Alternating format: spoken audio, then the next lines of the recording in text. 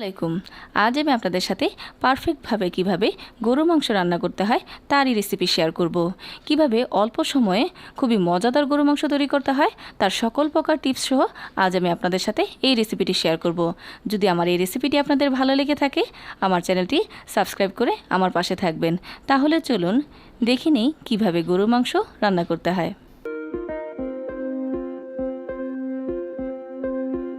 গরু মাংস রান্না করার জন্য আমি এখানে 1 কেজি গরু মাংস ভালোভাবে ধুয়ে পরিষ্কার করে নিয়েছি। এখন আমি দিয়ে দিব হাফ কাপ পরিমাণ পেঁয়াজ। আমি এখানে পেঁয়াজ বাটাটা প্রথমে দিয়ে দিচ্ছি। এখানে আমি 1 চা চামচ পরিমাণ মরিচ গুঁড়ো, 1 চা চামচ পরিমাণ হলুদ গুঁড়ো, 1 চা চামচ পরিমাণ লবণ আর 3 টুকরো দারচিনি আর 4টি এলাচ নিয়েছি। এখন আমি সবগুলো দিয়ে দেব। 1 চা চামচ পরিমাণ আদা বাটা, 1 চা চামচ পরিমাণ রসুন বাটা। এখন দিয়ে দিচ্ছি স্পেশাল একটি গরম মশলা। এখানে আমি দিয়ে দেব 1 টেবিল চামচ পরিমাণ গরম মশলা। এই গরম মশলাটি আমি নিজে তৈরি করেছি। যদি আপনারা এই স্পেশাল রেসিপিটি দেখতে চান তাহলে অবশ্যই স্ক্রিনের আই বাটনে ক্লিক করে দেখে নিতে পারেন। আশা করি আপনারা উপকৃত হবেন। এখন আমি সবগুলো উপকরণ ভালোভাবে মেখে নেব, যাতে মাংসের প্রতিটা অংশে মশলাগুলো ঢোকে সেদিকে খেয়াল করে মশলাটা মাখতে হবে। দিয়ে দিচ্ছি 2 টেবিল চামচ পরিমাণ সরিষা তেল। সরিষা তেল দিলে মাংসের স্বাদটা আরও বেড়ে যায়। আপনারা চাইলে সয়াবিন তেলও দিতে পারেন। এখন ভালোভাবে মাখিয়ে নেব।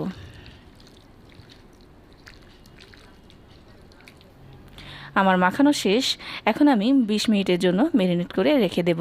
আপনাদের হাতে সময় না থাকলে আপনারা সাথে সাথেও রান্না করতে পারেন, কিন্তু ম্যারিনেট করলে দেখা যায় মাংসটা খুবই তাড়াতাড়ি সিদ্ধ হয় এবং মাংসের স্বাদও অনেক গুণ বেড়ে যায়।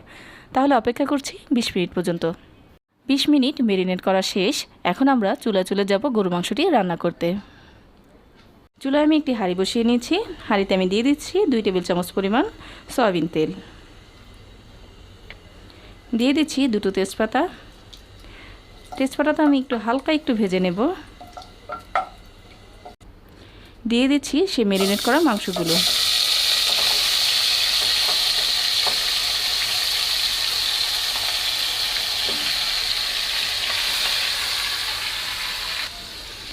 ভালোভাবে তেলটার সাথে মিশিয়ে দেব।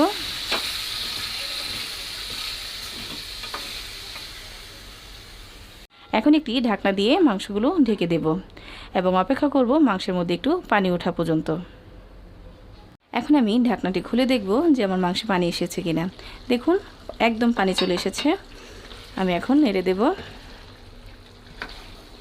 ভালো করে নেড়ে দিতে হবে এবং খেয়াল রাখতে হবে যাতে তলানিতে লেগে না যায়। আর চুলার আঁচটি অবশ্যই মিডিয়ামে রেখে রান্নাটি করতে হবে।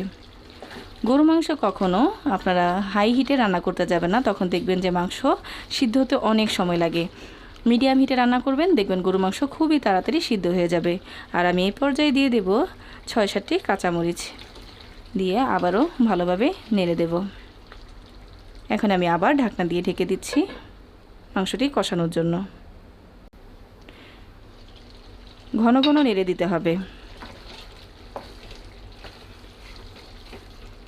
আমি মাংসটাকে আরও 10 মিনিটের মতো ভালোভাবে কষিয়ে নেব। মাংস কষানোর উপরই মাংসের স্বাদ নির্ভর করে।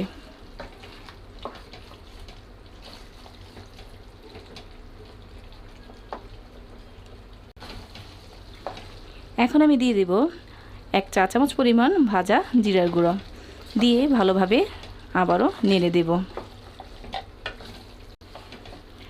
আপনার মাংসটা কষানোর সময় যদি একটু মশলার পানিটা শুকিয়ে যায় সেই পর্যায়ে অল্প একটু পানি দিয়ে আবারও কষাতে থাকবেন। আমি দিয়ে দিব সামান্য একটু পানি। আমি এখানে 1/3 কাপ পরিমাণ পানি দিয়ে দিলাম, দিয়ে আবারও মাংসটাকে ভালোভাবে কষিয়ে নেব। মাংসের উপরে একদম পারফেক্টভাবে তেলটা ভেসে উঠেছে, তার মানে আমার মাংসটা কষানো হয়ে গেছে। ঠিক এই পর্যায়ে আমি দিয়ে দেব হাফ কাপ পেঁয়াজ বেরেস্তা।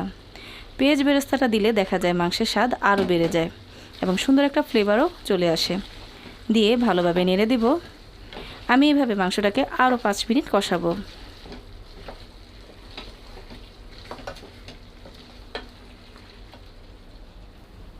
পাঁচ মিনিট পরে আমি আবারও ভালোভাবে নেড়ে দিচ্ছি। এই পর্যায়ে আমি দিয়ে দিব হাফ কাপ পরিমাণ পানি। পানিটা দিয়ে ভালোভাবে মিশিয়ে দেব।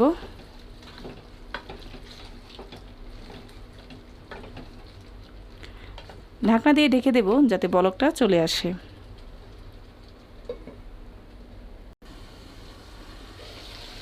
চুলায় বলক চলে এসেছে।